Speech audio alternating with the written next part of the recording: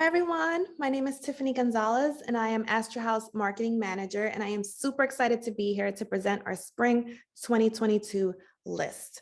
I am going to share my screen and we'll jump right into it with Broken Halves of a Milky Sun by Ogalan author Ayan Nin. Here is a final copy. Doesn't it look beautiful? So this is an international debut poetry collection. Nin is a writer, mixed media artist, and painter.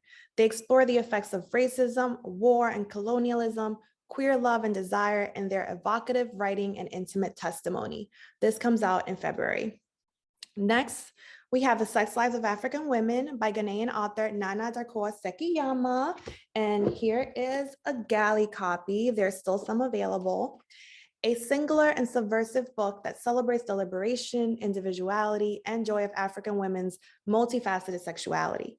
In its pages, Sekiyama has recreated the voices of women from across Africa and the diaspora, sharing stories that highlight a vast multiplicity of sexual experiences. This received a starred Publishers Weekly review, and it is an Economist's Best Book of the Year. They called it touching, joyful, defiant, and honest. This comes out in March.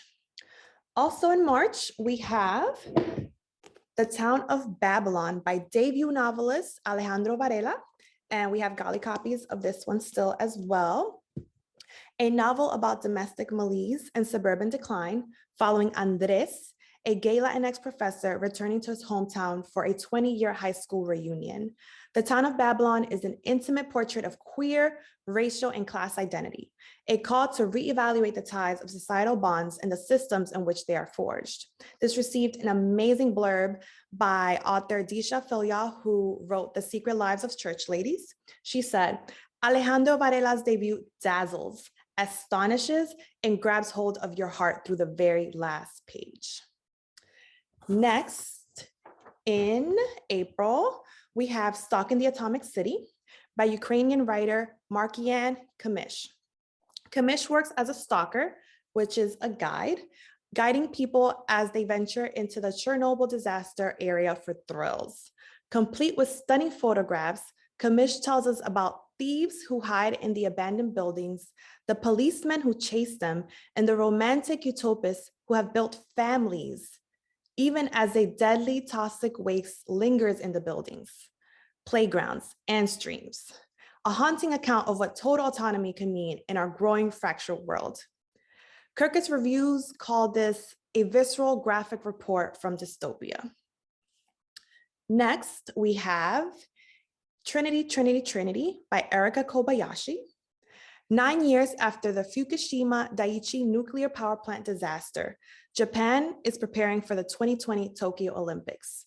An unnamed narrator wakes up in her grandmother's body, unable to recall her past. Across the country, the elderly begin to hear voices emanating from black stones which compel them to behave in strange and unpredictable ways. The voices are a symptom of a disease called Trinity, a speculative novel unpacking the implications of the past and continued effects of radiation. This comes out in June, and we will have galley copies. Next, we have Identity by Mithu Sanya, a thought-provoking debut novel that satirizes the case of Rachel Dolezal type figure.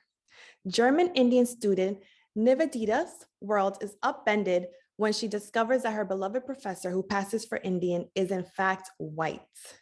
As debates on the scandal rage on social media, blogs, and amongst her closest friends, Nivedita's assumptions are called into question as she reconsiders the lessons she learned from her adored professor. Identity showcases the outsized power of social media in the current debates about identity politics and the power of claiming your own voice. This comes out in July.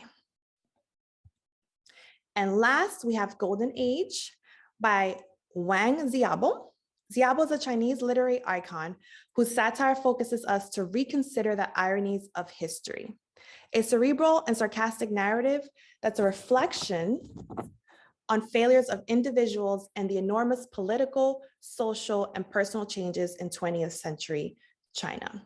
This comes out in July as well, and this is our full spring 22 list.